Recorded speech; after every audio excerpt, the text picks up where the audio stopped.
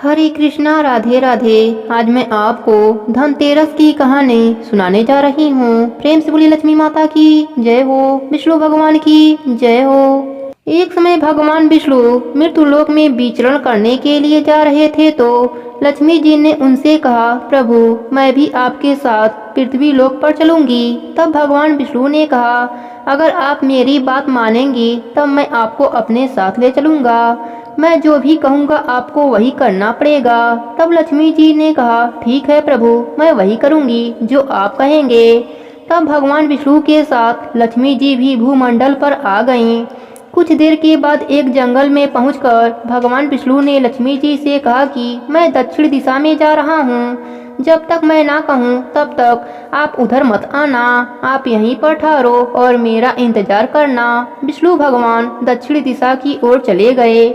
लक्ष्मी जी ने मन में सोचा कि दक्षिण दिशा में ऐसा क्या है जो भगवान ने मुझे उधर जाने से मना कर दिया है। प्रभु तो स्वयं वहाँ चले गए। लक्ष्मी जी से रहा नहीं गया और वह भगवान विष्णु जी के पीछे पीछे दक्षिण दिशा की ओर चल पड़ी।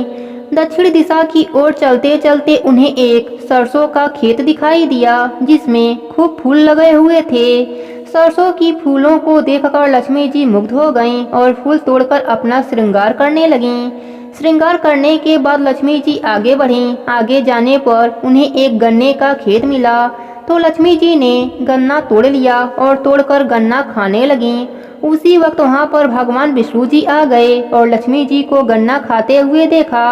उन पर नाराज हो गए और उनकी आंखों से आंसू आने लगे। लक्ष्मी माता ने कहा, प्रभु आपके आंखों में आंसू पर क्यों? तब भगवान विष्णु ने कहा, आपसे बिछड़ने के दुख से मेरे आंखों में आंसू आ गए। लक्ष्मी माता ने कहा, प्रभु मैं कुछ समझी नहीं। तब भगवान विष्णु जी ने कहा, आपने मेरी बात नहीं मानी और किसान के बिना पूछे आपने उसके खेत से गन्ना ले लिया। आपने अपराध किया है। आपको इस किसान का कर्ज उतारना पड़ेगा और आपको इस किसान के घर 12 वर्षों तक रहना पड़ेगा। ऐसा कहकर भगवान विष्णु लक्ष्मी माता को उस किसान के घर छोड़कर अपने लोक को चले गए। इधर लक्ष्मी जी एक गरीब लड़की का भेष बनाकर उस गरीब किसान के घर के बाहर गईं। बाहर से आवाज लगाया। किसान बाहर आया और पूछा, बेटी किसे खोज रही हो? लक्ष्मी माता ने कहा, मुझे कोई काम दे दीजिए, मेरा कहीं ठिकाना नहीं है। उस किसान की पत्नी और उसके 3 बच्चे थे। उनका गुजारा बहुत मुश्किल से होता था, परंतु किसान बहुत ही दयालु था। वह उस गरीब कन्या को घर में ले गया और अपनी सारी बात अपने पत्नी को बताया। वह भी बहुत दयालु स्वभाव की थी। उसने बचा हुआ भोजन दिया और सोने के लिए फटा पुराना बिस्तर बिछा दिया। लक्ष्मी माता उस गरीब किसान के घर में काम करती और उस छोटे से खेत में भी काम करती। लक्ष्मी माता के रहने से उस किसान का कारोबार बढ़ने लगा। कुछ ही दिनों में वह सेठ कहलाने लगा। वह गरीब किसान इसका सारा श्रेय उस गरीब कन्या को देता और उस कन्या को अपने बेटी जैसा प्यार देता। लक्ष्मी जी उस किसान के घर में 12 वर्षों तक बड़े ही आनंद से रहीं। 12 वर्षों के बाद लक्ष्मी जी का जाने का समय आ गया। भगवान विष्णु लक्ष्मी जी को लेने के लिए किसान के घर आए। लक्ष्मी माता विष्णु भगवान के साथ जाने के लिए उस घर से निकली। तब तक किसान की आंखें खुल गई और वह बाहर आया। एक सुंदर दिव्य स्त्री को देखा। वह पहचान गया, यह मेरी मुंह बोली बेटी है। तब तक किसान की पत्नी बच्चे भी बाहर आ गए। सब माता लक्ष्मी और विष्णु भगवान का दर्शन किए। किसान ने माता से क्षमा मांगने लगा। लक्ष्मी माता ने कहा, मैं तो सिर्फ अपना कर्ज उतार रही थी, उसमें तुम्हारा कोई दोष नहीं। किसान ने लक्ष्मी माता के पैर पकड़ लिए और कहा, मैं आपको जाने नहीं दूंगा। तब विष्णु भगवान ने किसान से कहा, लक्ष्मी जी को कोई नहीं रोक सकता, यह कहीं ठहरती नहीं है। वह तो तुम्हारा कर्ज उतारने के लिए तुम्हारे घर पर रही। अब तुम्हारा कर्ज समाप्त हो गया है। लेकिन किसान हठ पूर्वक कहा, नहीं, अब मैं इन्हें जाने नहीं दूंगा। तब लक्ष्मी जी ने कहा कि हे किसान, तुम मुझे रोकना चाहते हो तो मैं जैसा कहूँ वैसा करना। कल धनतेरस है, तुम घर को लीप पोत कर स्वच्छ रखना, रात्रि में घी का दीपक जलाकर रखना, शाम को मेरी पूजा करना और एक तांबे के कलश में रुपए भर कर मेरे लिए रखना। मैं उसी कलश में निवास करूंगी, किंतु पूजा के समय मैं तुम्हें दिखाई नहीं दूंगी। इस एक दिन की पूजा से हमेशा मैं तुम्हारे घर से नहीं जाऊंगी। यह कहकर लक्ष्मी माता अंतर ध्यान हो गईं। अगले दिन किसान माता के कहे अनुसार पूजा किया। लक्ष्मी माता की कृपा से उसका घर अन्य धन से भर गया। हे लक्ष्मी माता, जैसे आपने किसान पर अपनी कृपा करी, वैसे ही अपने सभी भक्तों पर अपनी कृपा बनाए रखना। प्रेम से बोले लक्ष्मी माता की जय हो। दूसरी कथा के अनुसार एक बार यमदूतों ने यमराज को बताया कि महाराज, अकाल मृत्यु से हमारे मन भी पसीज जाते हैं। यमराज ने द्रवित होकर कहा, क्या किया जाए? विधि के विधान की मर्यादा हेतु हमें ऐसा अप्रिय कार्य करना पड़ता है। यमराज ने अकाल मृत्यु से बचने का उपाय बताते हुए कहा, धनतेरस के पूजन एवं दीपदान को विधि पूर्वक अर्पण करने से अकाल मृत्यु से छुटकारा मिल सकता है। जहाँ जहाँ जिस जिस घर में यह पूजन होता है, वहाँ अकाल मृत्यु का भय नहीं रहता है। इसी घटना से धनतेरस के दिन धनवंतरी पूजन सहित यमराज को दीपदान की प्रथा का प्रचलन हुआ। प्रेम से बोले धर्मराज जी की जय हो। एक समय की बात है, एक सेठ जी थे। उनके घर पीढ़ियों से धन ऐश्वर्य प्रचुर मात्रा में था। वह अथाह धन के स्वामी थे, परंतु लक्ष्मी जी का स्वरूप तो चंचल है, आज यहाँ तो कल वहाँ। जब उनका मन सेठ जी के घर से भर गया तो वह किसी दूसरे के घर जाने के लिए ललायित हो गईं। एक रात लक्ष्मी जी सेठ जी के सपने में आती हैं। सेठ जी ने देखा लाल वस्त्रों में सजी धजी सुंदर स्त्री उनके घर से निकलकर बाहर जा रही हैं। सेठ जी उनसे पूछते हैं, हे देवी, आप कौन हैं? मेरे घर आप कब आईं? और हमारा घर छोड़कर अब आप क्यों जा रही हैं? माता बोली, मैं तुम्हारे घर की वैभव लक्ष्मी हूँ। कई पीढ़ियों से मैं तुम्हारे घर में निवास कर रही थी, परंतु अब मेरा यहाँ से मन उब गया है। अब मेरा यहाँ समय समाप्त हो गया है, इसलिए मैं यह घर छोड़कर जा रही हूँ। परंतु मैं तुम पर अत्यंत प्रसन्न हूँ, क्योंकि मैं जितने समय तुम्हारे पास रही हूँ, तुमने सदा सदुपयोग किया। संतों को घर में आमंत्रित किया, उनकी सेवा करी, गरीबों को भोजन कराया, धर्मार्थ कुएं बनवाए, गौशाला व प्याऊ बनवाए, कुंवारी कन्याओं के तुमने विवाह करवाए, तथा तुम भागवत और कथा करवाते रहते थे, तथा अतिथियों का आदर सत्कार भी करते रहते थे। इसलिए मैं तुमसे इतनी प्रसन्न हूँ। अब जाते समय मैं तुम्हें वरदान देना चाहती हूँ, तुम जो चाहो मुझसे मांग लो।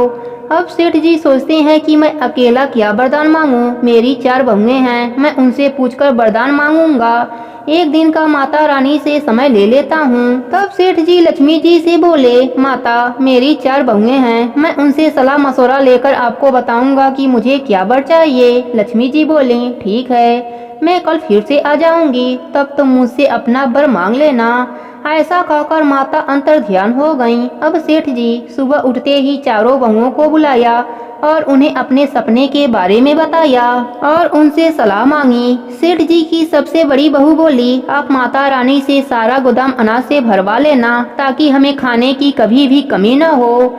सेठ जी दूसरी बहू से पूछे तो वह बोली, पिताजी, इतने अनाज रहेंगे तो उनमें कीड़े लग जाएंगे, अनाज खराब हो जाएंगे, तो पिताजी आप माता रानी से सोने चांदी से तिजोरियां भरवा लो। सेठ जी सोच में पड़ गए। तब तीसरी बहू से पूछा तो वह बोली, पिताजी आप तो हम चारों के लिए धन से भरे 4 महल मांग लो, खूब पैसा होगा, आने वाली पीढ़ियों के पास भी कभी कमी नहीं होगी। सेठ जी सोच में पड़ जाते हैं। तब उन्होंने अपने छोटी बहू से पूछा। वह थोड़े मध्यवर्गीय परिवार से थी, पर वह धार्मिक प्रवृत्ति की थी। वह बोली, पिताजी लक्ष्मी माता को अगर जाना है तो वह जाएंगी, फिर धन संपत्ति कुछ भी नहीं टिकेगा। अगर टिक भी गया तो हमारी आने वाली पीढ़ियां उसे देखकर आलसी और अहंकारी हो जाएंगी। इसलिए पिताजी आप लक्ष्मी माता से कहें कि अगर वह जाना चाहती हैं तो अवश्य जाएं, किंतु हमें यह वरदान दें कि हमारे घर में संजनों की सेवा पूजा होती रहे, हरि कथा होती रहे, मेहमान आए तो उनका आदर सत्कार हम करते रहें और परिवार के सभी सदस्यों के बीच प्रेम भाव बना रहे, क्योंकि अगर प्रेम होगा तो कोई तकलीफ भी होगी तो सब मिलकर उसे काट लेंगे। सेठ जी को छोटी बहू की बात समझ में आ गई। वह खुशी खुशी रात होने का इंतजार करने लगे। रात हो गई। माता रानी फिर से सेठ जी के सपने में आती हैं और सेठ जी से पूछती हैं, तुमने अपने बहुओं से सलाह मशवरा कर लिया, बोलो क्या चाहिए। सेठ जी बोलते हैं, हे माते, यदि आपको जाना है तो प्रसन्न होकर जाइए, परंतु मुझे यह वरदान दीजिए कि मेरे घर में सदैव हरि कीर्तन होता रहे, संतों की सेवा होती रहे, अतिथियों का आदर सत्कार होता रहे, परिवार के सदस्यों में परस्पर प्रेम बना रहे। यह सुनकर माता चौंक जाती हैं और कहती हैं, यह तुमने क्या मांग लिया? जिस घर में हरि कथा होगी और संतों की सेवा होगी, वहाँ तो साक्षात नारायण निवास करते हैं, और जहाँ नारायण वास करते हैं वहाँ तो मेरा निवास होता ही है। यह वरदान मांगकर तुमने मुझे हमेशा के लिए तुम्हारे घर में रहने के लिए विवश कर दिया। ऐसा कहकर लक्ष्मी जी सेठ जी के घर में फिर से अस्थायी निवास करने लगीं। हे लक्ष्मी माता, जैसे आपने सेठ के घर में हमेशा के लिए विराजमान हो गईं, उसी प्रकार अपने सभी भक्तों पर अपनी कृपा बनाए रखना। प्रेम से बोले लक्ष्मी माता की जय हो, विष्णु भगवान की जय हो। अब सुनते हैं गणेश भगवान की कथा। प्रेम से बोले गणेश भगवान की जय हो। बहुत समय पहले की बात है, एक गांव में एक सास बहू रहती थीं। सास बहुत कंजूस स्वभाव की थी। वह धर्म पुण्य तो बहुत करती थी, लेकिन भगवान के सेवा पूजा से ज्यादा उसका ध्यान पैसे पर रहता था। एक बार उसने व्रत किया, सारे परिवार और पड़ोसियों को खाने का निमंत्रण दिया। उसने सोचा कि अगर मैं ब्राह्मण भोज करा दूं तो उद्यापन भी हो जाएगा, पर अगर कोई पेटू ब्राह्मण आ गया तो उसे भोजन कराने में बहुत खर्चा हो जाएगा। उसने अपने बहू से कहा, मुझे एक ब्राह्मण को जिमाना है, तुम एक काम करो, कोई छोटा सा लड़का देखकर न्योता देकर आ जाओ और एक व्यक्ति की रसोई ज्यादा बना लेना। बहू घर से बाहर गई। कुछ दूर पर ब्राह्मण के लड़के गेम खेल रहे थे। बहू ने उन्हीं में से एक को बुलाकर कहा कि तुम 12 बजे हमारे घर पर भोजन करने आ जाना। लड़के ने कहा, मेरा नाम गणेशा है, तुम मुझे गणेशा गणेशा पुकारना, मैं उसी उस समय आ जाऊंगा। बहू ने घर जाकर रसोई में खाना बनाया। उसके बाद वह घर से बाहर गई। कुछ दूर पर आकर उसने ब्राह्मण बालकों को खोजा, पर उसे कोई नहीं मिला। फिर बहू को बालक का कहा याद आया और उसने गणेशा गणेशा पुकारा। तब अचानक से वह बालक बहू के सामने आ गया। बहू उसे घर लेकर आ गई और कहा, ब्राह्मण देवता, आप हाथ मुंह धो लो। फिर बहू ने सुंदर थाली में भोजन सजाकर उस बालक के सामने रख दिया।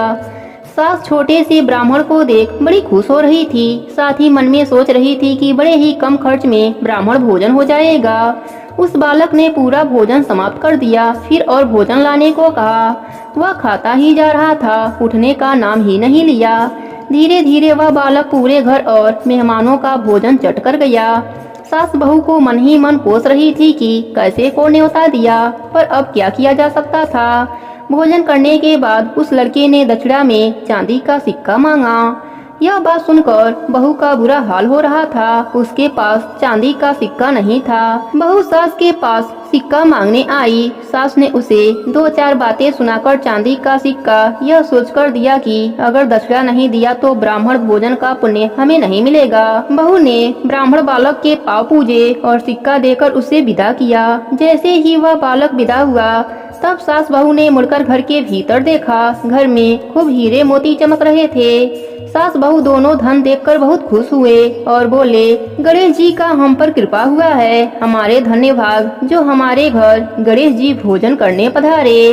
अब सास बहू मिलकर गणेश भगवान का नित्य नियम निभाने लगे। गणेश भगवान की कृपा से उनके घर में रिद्धि सिद्धि का वास हो गया। हे गणेश जी महाराज, जैसे आपने सास बहू पर अपनी कृपा करी, वैसे ही अपने सभी भक्तों पर अपनी कृपा बनाए रखना। कहानी अधूरी हो तो पूरी करना, पूरी हो तो मान रखना, सबके व्रत को पूर्ण करना। प्रेम से बोले गणेश भगवान की जय हो, पार्वती माता की जय हो, भोलेनाथ की जय हो, राई दामोदर की जय हो, कार्तिक मास की जय हो। बहुत पुरानी बात है। एक नगर में एक ब्राह्मण और ब्राह्मणी रहते थे। दोनों ने घर के मंदिर में गणेश जी लक्ष्मी जी को बैठा रखा था। ब्राह्मण नित्य प्रति उनकी सेवा किया करता, पूजा पाठ करता। ब्राह्मणी भी भोजन बनाती, भोग लगाती। उनके यहाँ बस एक ही कमी थी कि दोनों आपस में छोटी छोटी बातों को लेकर लड़ते झगड़ते रहते थे। ब्राह्मणी भोजन बनाती तो ब्राह्मण को कहती भोग लगा दे। ब्राह्मण कहता तू लगा दे, मैंने पूजा कर दी है। सुलाने का समय होता, आरती का समय होता तो वह कहता तू कर दे, वह कहती तू कर दे, परंतु नोक झोंक के साथ दोनों कर लेते थे।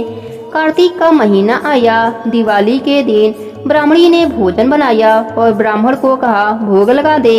इस बात से दोनों में नोक-झोंक शुरू हो गई। गणेश जी लक्ष्मी जी से बोले, यह दोनों तो लड़ते बहुत हैं, हम किसी और के घर जाकर आसन ग्रहण करते हैं। दोनों चल पड़े। कुछ दूरी पर एक घर में पहुँचे तो देखा देवरानी और जेठानी आपस में लड़ रही हैं। घर का आंगन गंदा पड़ा है, जूठे बर्तन इधर उधर बिखरे पड़े हैं, भोजन पानी की कोई व्यवस्था नहीं है। लक्ष्मी जी बोली, यहाँ तो मैं बिल्कुल भी नहीं रह सकती। दूसरे घर गए, बहू अपने सास से लड़ रही है, चौका बर्तन सब वैसा ही पड़ा है, भोजन पानी का कहीं कोई नामो निशान नहीं है। तीसरे घर गए, वहाँ भी लड़ाई। ऐसे ही जहाँ जाते कुछ ना कुछ उन्हें मिलता। लक्ष्मी जी बोली, गणेश जी घूमते घूमते काफी समय बीत गया, कहीं भोजन पानी नहीं मिला, चलो ब्राह्मणी के घर वापस चलते हैं। दोनों चल पड़े। घर के बाहर पहुँचे, अंदर से पकवानों की खुशबू आ रही थी। द्वार खटखटाया, अंदर से ब्राह्मणी बोली, मैं नहीं खोलती द्वार, पहले तो आप लोग चले गए, अब आप लोग क्यों आए हो? वे बोले, ब्राह्मणी अब हम नहीं जाएंगे। ब्राह्मणी बहुत होशियार थी, बोली, मैं नहीं मानती, आप दोबारा नहीं जाएंगे, आप मुझे वचन दीजिए, तब मैं दरवाजा खोलूंगी। लक्ष्मी जी बोली, मांग, क्या मांगती है? ब्राह्मणी ने कहा, अन्न दीजिए, धन दीजिए, लक्ष्मी दीजिए, दूध कड़ावन दीजिए, पूत पालन दीजिए, सोने का आहार दीजिए, कुल आई बहू दीजिए, हाथी घोड़ा दीजिए, लाव लश्कर दीजिए, 12 बरस की मेरी काया हो जाए और 16 बरस की मेरे ब्राह्मण की काया हो जाए, ऐसा वचन दीजिए। लक्ष्मी जी बोली, जा ब्राह्मणी, तुझे यह सब प्राप्त होगा। ब्राह्मणी ने द्वार खोला। गणेश जी लक्ष्मी जी ने भीतर प्रवेश किया और ब्राह्मणी से कहा, तुमने मुझे ठग लिया, पर जा, तुझे सब मिलेगा। पर एक बात याद रखना कि आज के दिन यानी कि दीपावली की रात को अपने आंगन में पूजन कर चौमुखी दिया पूरी रात जलाना। मैं तेरे 7 पीढ़ियों तक विराजमान रहूंगी। और यह कहकर गणेश जी लक्ष्मी जी ब्राह्मण के घर में विराजमान हो गए। गणेश जी लक्ष्मी जी की कृपा से ब्राह्मणी के घर में नवनित्य 12 सिद्धियां हो गईं, यानी कि ब्राह्मणी का घर सुख समृद्धि के भंडार से भर गया। हे गणेश जी, हे लक्ष्मी जी, जैसी कृपा आपने ब्राह्मणी और ब्राह्मण पर करी, वैसे ही सब पर करना। इस कथा को सुनने वाले, कहने वाले सबके घरों का भंडार भरे रखना। प्रेम से बोलिए लक्ष्मी माता की जय हो, गणेश भगवान की जय हो।